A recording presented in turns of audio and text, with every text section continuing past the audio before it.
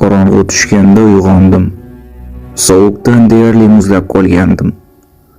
Qaltirab tishlarimni taqirlatardim. Barmoqlarim o'zimga bo'ysunmasdi. Mashina haliyam joyida turardi. Bu yerda qolish o'z-o'zingni o'ldirish bilan barobar edi. Men boshpana topib isinib olishim kerak edi. Qiziq, ular nimaga tunda navbatchilik qilishmayapti? Xavfsiz ekanliklariga ishonchlari komil shekilli. Men panadan chiqib bir vaqtlar kirgan do'kon tomon yugurdim. Nima bo'lganda ham o'z uyimga qaytib, u yerdan boshqa kvartira topishga qaror qilgandim.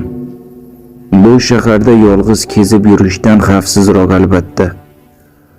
Do'konga kirishdan oldin atrofga quloq soldim. Jimjitlik, sukunat, hech kim yo'q edi. Men polka yordamida majaqlagan murda qimirlamay yotardi. Ombor ichida chang bosgan yopinchiq topib oldim. Kirish eshigidan uzoqroqdagi polka ustiga chiqib, boyaga adyolni yopinib oldim. Uxlab qoldim. Qattiq zarbadan uyg'onib ketdim. Yerda yotardim. Nahotki polkadan yiqilgan bo'lsam. Qalaysan kichkina? Huzur uyg'otib yubordik. Poylash yaxshi emas. Ne?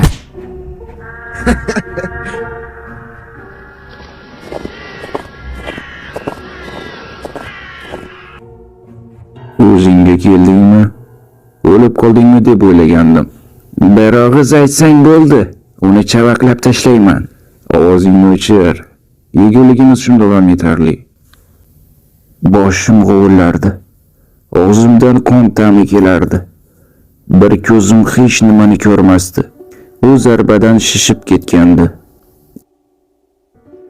Kimsan? Shunday yosh bola turib bizni poylashga qaror qildingmi? Ota-onang qayerda bolakay? Senga o'xshaganlarni nima qilishimizni bilasanmi?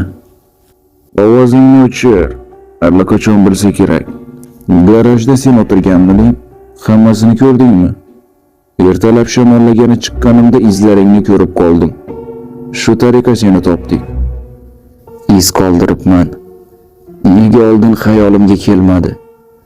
Shu xatoyim tufayli endi tamom bo'laman. Keyin men yoshrog'iga e'tibor berdim. U o'rnidan turmay, nuqul oyog'ini qashlardi.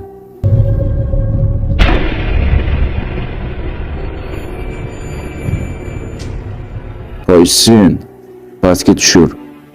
Shuncha vaqt yo'qotdik. Lekin sherigi uni eshitmaganday joyidan qimirlamasdi. Hoy sen, quloqing tondibdimi?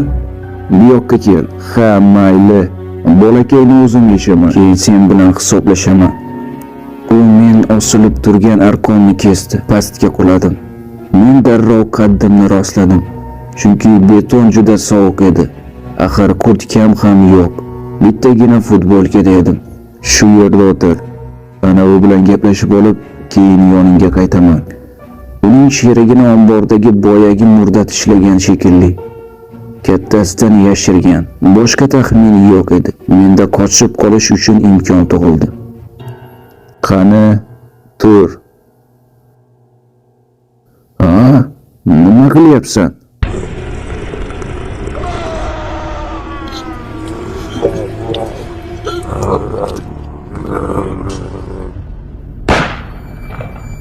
Ular bir-birini o'ldirishdi.